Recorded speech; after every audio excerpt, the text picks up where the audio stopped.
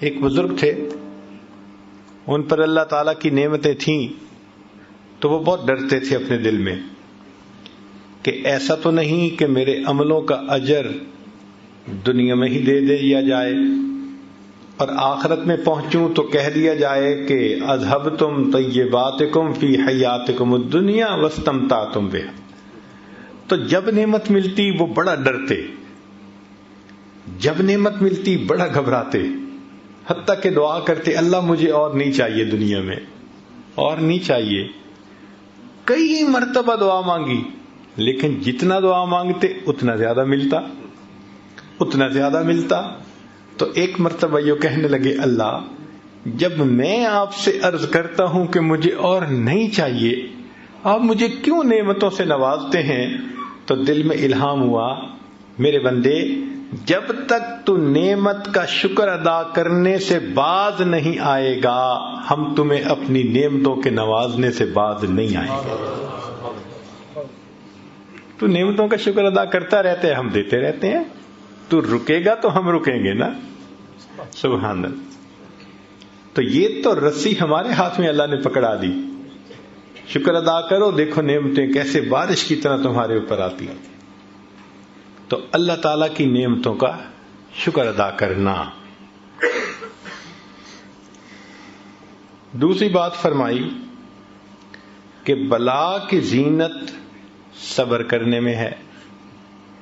انسان کے اوپر مختلف حالات آتے ہیں، یہ زندگی خوشی اور غم سے مل کر بنی ہے، ایک ہی کام سب کو کرنا ہے، یعنی جینا ہے اور مرنا ہے۔ رہ گئی بات رنج و راحت کی، یہ فقط وقت کا گزرنا ہے۔ تو رنج و راحت یہ چلتا ہے زندگی بھر، کبھی یہ حال ہے کبھی وہ حال ہے۔ تو انسان کے اوپر اگر غم کا حال آ جائے، بلا آ جائے، تو بے صبری نہیں کرنی چاہیے، اس لیے کہ بے صبری کرنے سے وہ بلا ٹلتی تو ہے نہیں، جو ثواب ملنا ہوتا ہے بندہ اس ثواب سے بھی محروم کر دیا جاتا ہے۔ تو بلا کی زینت صبر کرنے میں ہے۔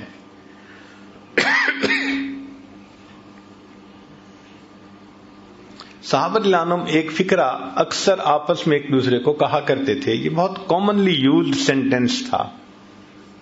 فرماتے تھے استقبال المصائب بالتجمل، کہ اگر مصیبتیں آئیں تو اچھے انداز سے ان کا استقبال کرو، جیسے مہمان کا استقبال کرتے ہو نا۔ اللہ اگر ایسے حالات بھیجے تو ان حالات کا بھی خوشی سے استقبال کرو۔ استقبال المصائب بالتجمل ومواجہۃ النعم بالتذلل۔ اور اللہ تعالیٰ اگر نعمتوں سے نوازے تو عاجزی سے ان نعمتوں کا استقبال کر۔ استقبال المصائب بالتجمل ومواجہۃ النعم بالتذلل۔ جب اللہ نعمتیں عطا کرے تو عاجزی اختیار کریں، اللہ بلا بھیجے تو اس کے اوپر اچھے انداز سے اس کا استقبال کریں۔ کیوں کہ یہ مصیبتیں آتی ہیں بسا اوقات ہمارے لیے فائدے مند بن کر۔ وہ کیسے؟ کہ انسان غافل ہو جاتا ہے، بھول جاتا ہے اپنے پروردگار کو، اللہ کے در سے دور چلا جاتا ہے، اور اللہ رب العزت نہیں چاہتے کہ میرے بندے مجھ سے دور جائیں، تو اللہ تعالیٰ پھر اس کی طرف پریشانیاں بھیجتے ہیں، مصیبتیں بھیجتے ہیں۔ جب پریشانی آتی ہے، مصیبت آتی ہے تو خدا یاد آتا ہے، پھر خدا کے گھر آتے ہیں۔ کاروبار میں اونچ نیچ ہو جائے، جو 5 نمازیں بھی نہیں پڑھتا تھا وہ اب بیٹھا ہوا تہجد بھی پڑھ رہا ہے، وہ اب تسبیح بھی کر رہا ہے، اور جی کاروبار میں کچھ پرابلم ہو گیا۔ تو مصیبتوں اور پریشانیوں میں آ کے انسان اللہ کی طرف رجوع کرتا ہے۔ تو اللہ تعالیٰ بس اوقات پریشانیاں بھیجتے ہیں بندے کو اپنے در کی طرف متوجہ کرنے کے لیے۔ پاک ہے وہ پروردگار، ذرا توجہ سے بات سنیے گا، پاک ہے وہ پروردگار جو اپنے غافل بندوں کو پریشانیوں کی رسیوں میں جکڑ جکڑ کر اپنے در کی طرف واپس کھینچ رہا ہوتا ہے۔ یاد رکھیں، خوشیاں سلاتی ہیں اور غم جگاتے ہیں۔ خوشیاں سلاتی ہیں اور اگر یہ غم نہ ہوتے، پتہ نہیں ہم کس حال میں ہوتے۔ تو اللہ تعالیٰ یہ حالات چھوٹے موٹے بھیجتے رہتے ہیں کہ بندے ذرا متوجہ رہیں، غفلت میں نہ جانے پائیں۔ اس لیے اللہ والوں کا یہ دستور ہے کہ غم کے حال میں وہ زیادہ خوش ہوتے ہیں، نعمت کے حال میں ڈرتے گھبراتے ہیں۔ غم میں زیادہ خوش ہوتے ہیں۔ اس لیے کسی نے عجیب بات کہی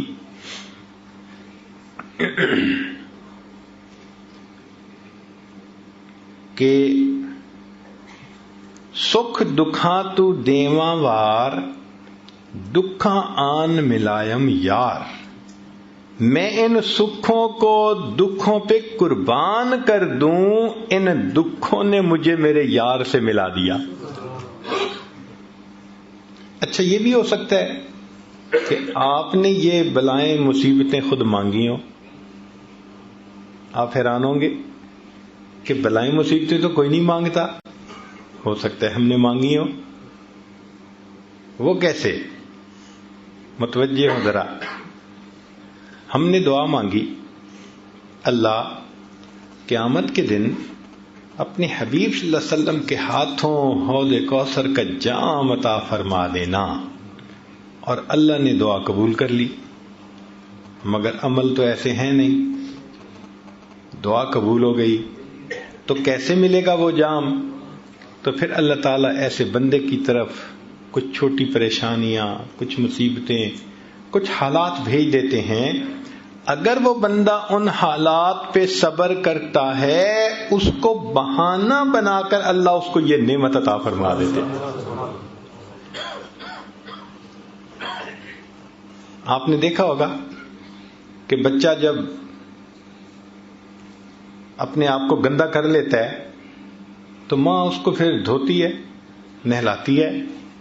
اب بچے کی رونے کی آوازیں آ رہی ہیں تو آپ پوچھیں بچہ کیوں رو رہا ہے؟ اس کی ماں کدھر ہے؟ جی ماں پاس ہی تو ہے۔ تو اس کو چپ کیوں نہیں کروا رہی؟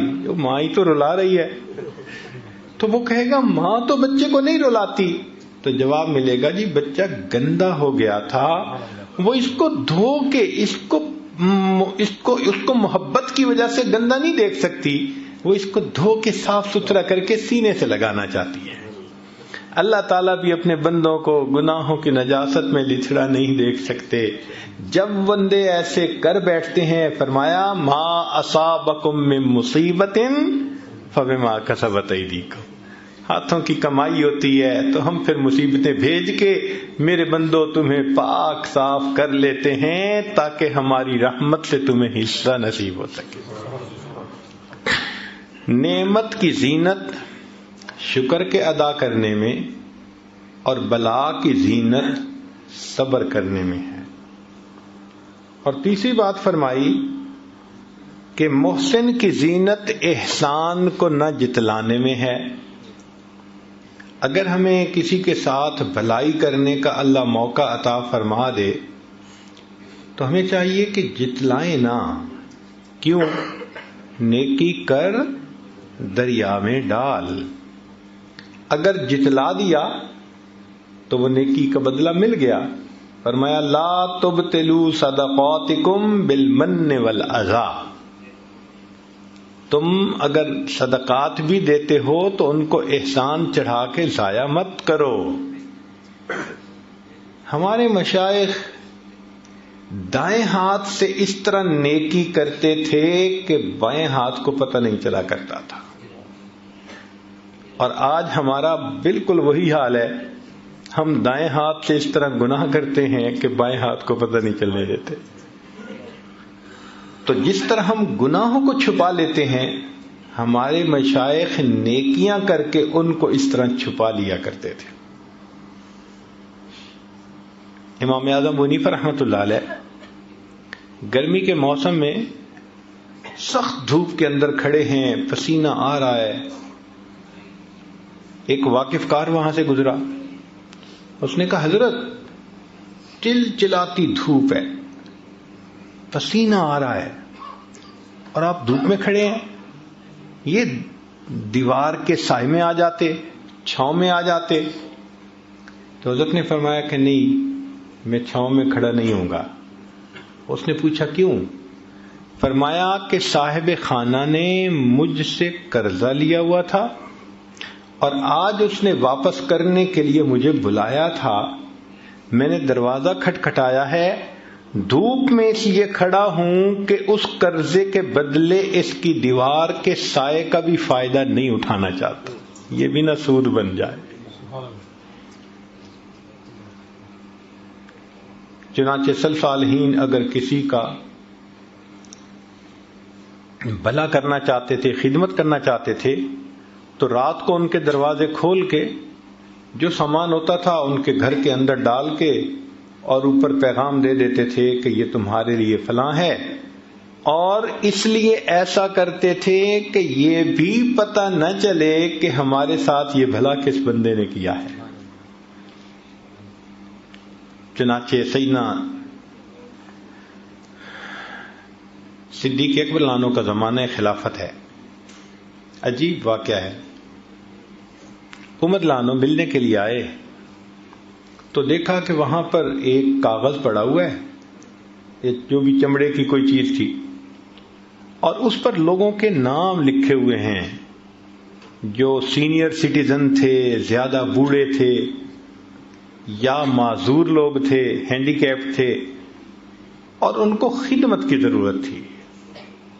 اور جس نے ان کی خدمت ذمے لی ان کا بھی نام آگے لکھا ہوا تھا. اس کی خدمت اس نے ذمے لے لی، اس کی اس نے لے لی، اس کی اس نے. ایک جگہ ایک بڑھیا کا نام لکھا ہوا تھا، آگے جگہ خالی تھی. تو عمر لانو نے اس بڑھیا کا نام بھی نوٹ کر لیا اور اس کا گلی، مکان، ایڈریس بھی نوٹ کر لیا اور کہا کہ بھائی اس کی خدمت میں کروں گا. اب بوڑھی عورت کی کیا خدمت کرنی ہوتی تھی کہ اس کے گھر میں جاتے تھے، جھاڑو دے دیتے تھے، برتن دھو دیتے تھے، باہر سے پانی بھر کے اس کو گھر میں پہنچا دیتے تھے. ان کاموں کے ہونے سے اس بڑھیا کو آسانی ہو جاتی تھی، وہ پردے میں رہ کے زندگی گزارے.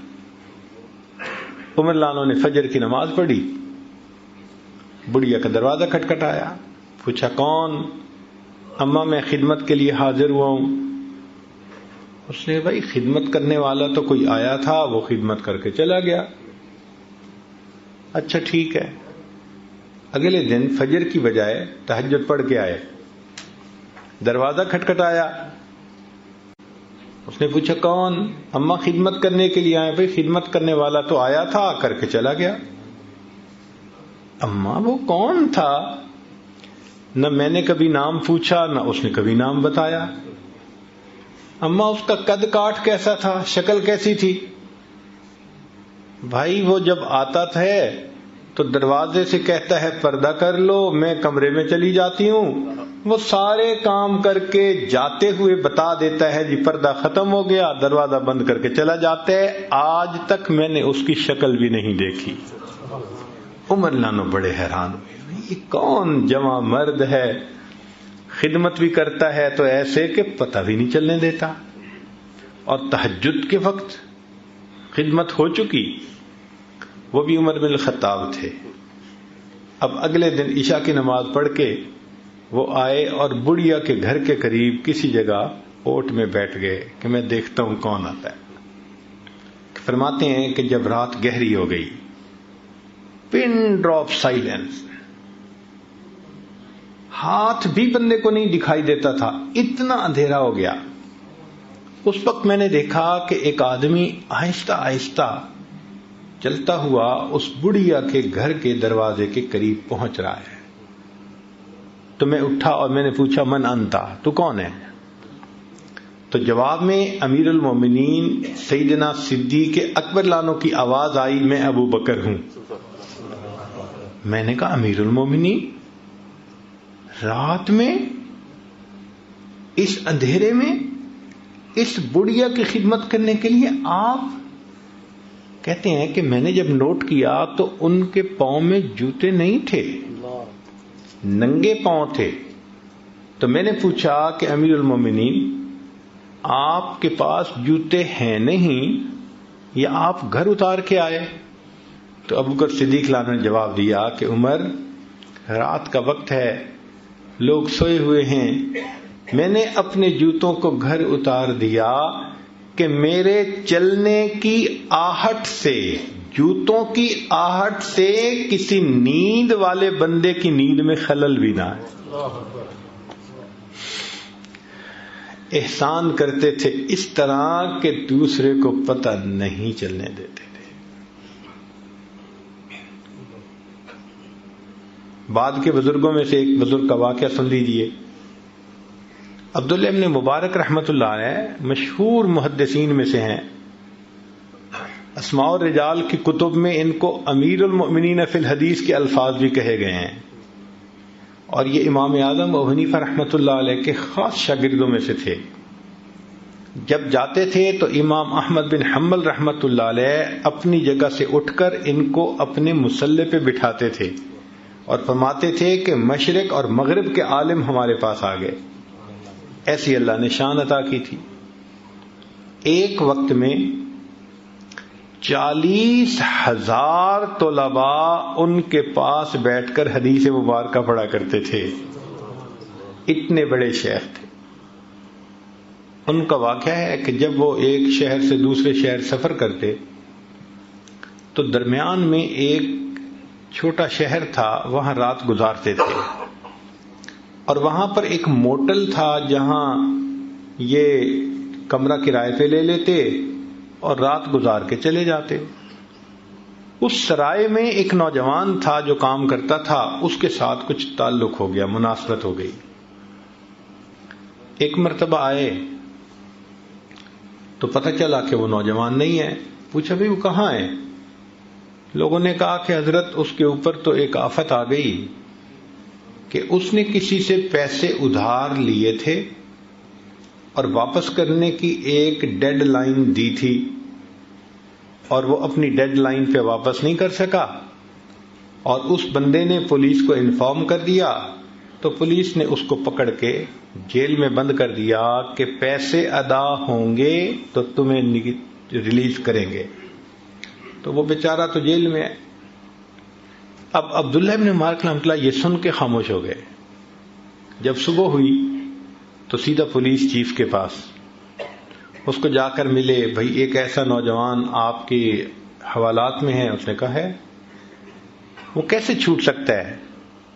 اس نے کہا سو سمپل کہ جن کے پیسے ادا ہونے ہیں وہ ادا ہو جائیں تو میں اس کو چھوڑ دوں گا.